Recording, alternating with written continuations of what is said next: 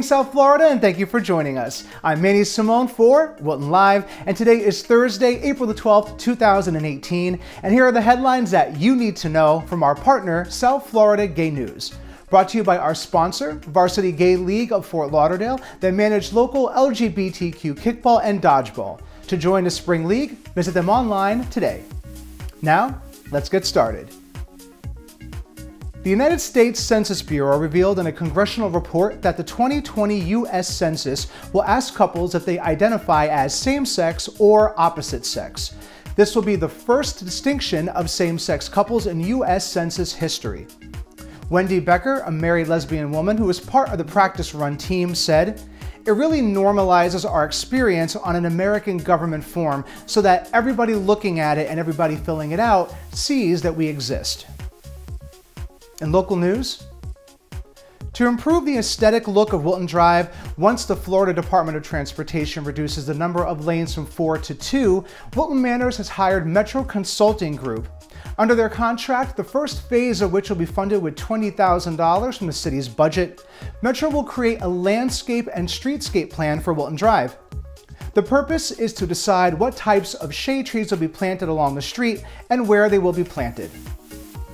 From around the nation, in 1967, a Boston Marathon official nearly dragged a woman off of the course after she managed to enter the men's-only race. 5 decades later, race officials aren't as concerned about gender boundaries. They're now publicly acknowledging that transgender runners can compete using the gender they identify with. In response to the blog post, some commentators said transgender women have an unfair physical advantage and shouldn't bump other women from qualifying. For trans women who do lower their testosterone levels, medical experts say there's no evidence of an athletic advantage. Now for a quick promotional message. Stay right there.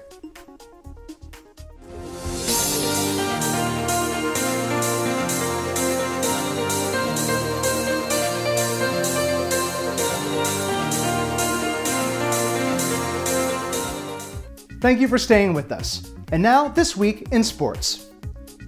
It was a despondent ending to an afternoon which had promised historic gold.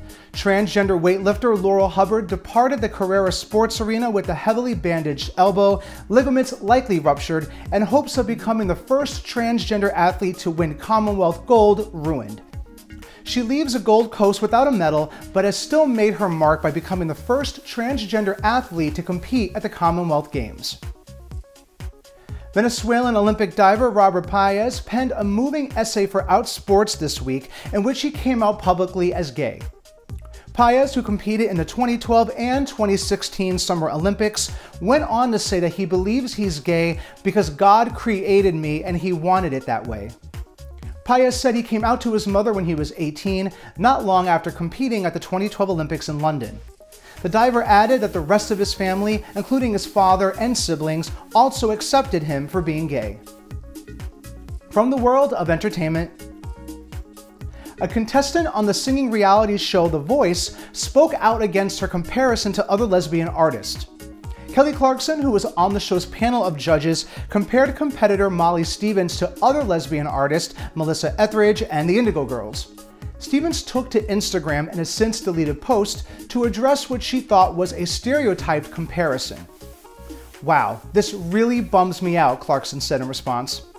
"I compared Molly to Melissa Etheridge, Patty Griffin, a name that was left out conveniently, and the Indigo Girls purely because of the rasp in her voice and that she's an amazing storyteller."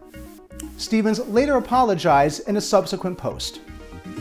That's all for this week's headlines, everybody. Don't forget, you can always visit sfgn.com to view these complete stories and more.